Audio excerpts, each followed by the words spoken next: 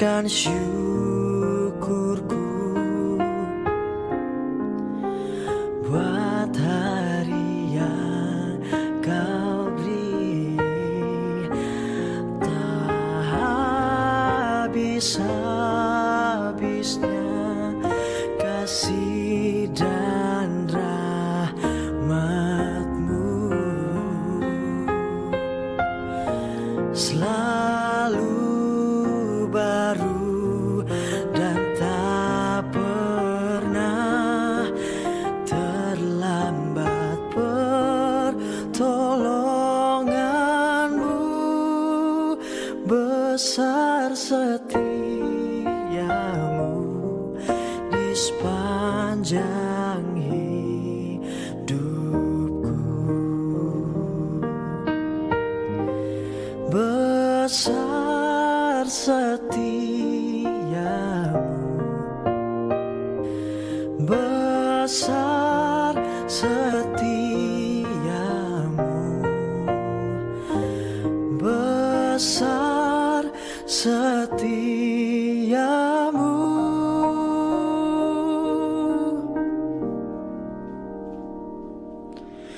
Di sepanjang hidupku.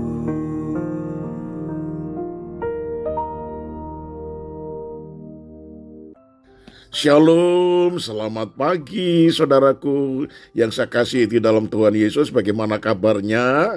Semuanya sehat bukan? Puji Tuhan. Mari kita mempersiapkan diri untuk menerima renungan pagi. Kita satu di dalam doa.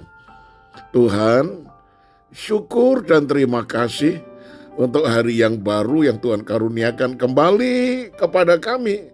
Khususnya di pagi ini, kami boleh berkesempatan mendengar kembali firman disampaikan lewat suara gembala. Terima kasih Tuhan, berfirmanlah dalam nama Tuhan Yesus. Haleluya. Amin.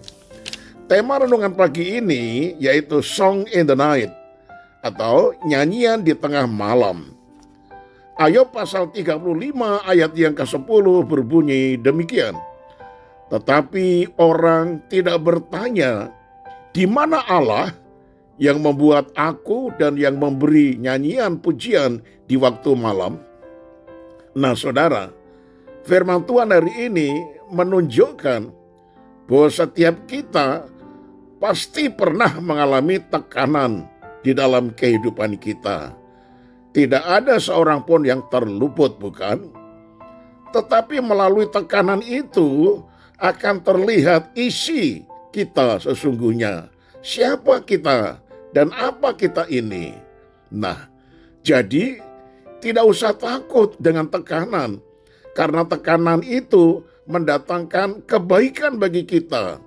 Susu apabila ditekan menjadi keju yang terkubur lama mengalami tekanan dan panas yang luar biasa, menghasilkan batuan mulia. Batuan mulia diproses menghasilkan perhiasan yang mahal. Karena itu jangan pernah mengatakan tekanan itu buruk. Nah saudara, pada Ayub pasal yang pertama, Ayub mengalami dalam sekejap kekayaannya lenyap, termasuk harta benda anak-anaknya. Nah, melalui masa-masa yang berat seperti itu, hanya ada dua pilihan. Yang pertama, you want to cry out, atau berteriak dan berkeluh kesah, atau you want to sing out, menaikkan pujian. Melalui firman Tuhan kita mengerti bahwa tekanan yang ada saudara-saudara, itu tentu kita harus sadar. Di saat tekanan terjadi dalam hidup Ayub, ada beberapa pertanyaan yang harus ditanyakan. Nah, yang pertama, where is God our maker? Nah, di manakah Allah pencipta itu? Tuhan menciptakan alam semesta dengan perkataannya. Kita diciptakan sesuai dengan tujuan Tuhan. Dia adalah Tuhan yang membangun kita. Dan seperti penjunan yang membentuk tanah liat, demikianlah Ia membentuk kita. Di dalam diri kita ada cap Yehovah. menunjukkan siapa pencipta kita dan menunjukkan betapa mahalnya kita ini. Saya dan saudara bukan mass production, tetapi dibuat dengan seksama dan tidak ada yang sama satu dengan yang lainnya. Nah, retina mata, DNA, suara manusia mempunyai ciri khasnya masing-masing. Kita semua ciptaan yang unik dan luar biasa. Kita ini limited edition, edisi terbatas. Kita sangat berharga di mata Tuhan. Karena itu carilah Tuhan dan hamba-hambanya yang diurapi dan bisa dipercaya untuk mengarahkan kehidupan kita. Yang kedua, who gives songs of rejoicing in the night? Siapakah yang memberikan lagu sukacita di tengah malam? Nah, saudaraku, malam adalah gambaran masalah yang tiada habisnya. Kita tidak usah takut akan kedahsyatan malam, karena malam akan berlalu sepasti datangnya fajar pagi. Demikianlah janji Tuhan dalam kehidupan kita. Ia yang setia tidak pernah melupakan janjinya untuk meninggalkan kita. Hidup kita selalu ada pengharapan. Jangan pernah kita meremehkan iblis. Dia disebut sebagai strong man, supaya kita tahu bagaimana menghadapinya. Dan jangan takut, karena kita mempunyai stronger man, yaitu Tuhan Yesus. Nah, itu yang sangat luar biasa, yang telah mengalahkan iblis atau setan tadi. Yang juga Tuhan Yesus menuntun kita untuk melewati setiap pergumulan dan permasalahan dalam hidup, membawa kita keluar lebih dari pemenang. Jangan pernah putus asa, saudara, dan naikkanlah song in the night, yaitu pujian dalam segala perkara dalam kehidupan kita. Yang ketiga, who teach us more than beasts of the earth? Siapakah yang mengajar kita melebihi binatang di bumi? Nah, saudaraku, Tuhanlah yang mengajar kita melebihi binatang di muka bumi. Manusia mempunyai nalar yang berbeda dari ciptaan Tuhan yang lain, supaya kita melakukan apa yang menjadi rencananya, memenuhi bumi, menaklukkannya, dan berkuasa atas binatang-binatang ciptaannya. Yang terakhir, yang keempat, make us wiser than the fools of heaven. Menjadikan kita berhikmat melebihi burung di udara. Di hari-hari yang semakin jahat ini, kita memerlukan hikmat Tuhan dalam segala aspek kehidupan kita. Carilah Tuhan dengan sepenuh hati dan datang kepadanya.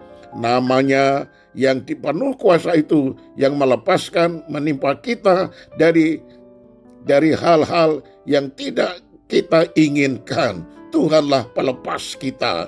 Nah, saudaraku, saya tutup dengan kalimat ini.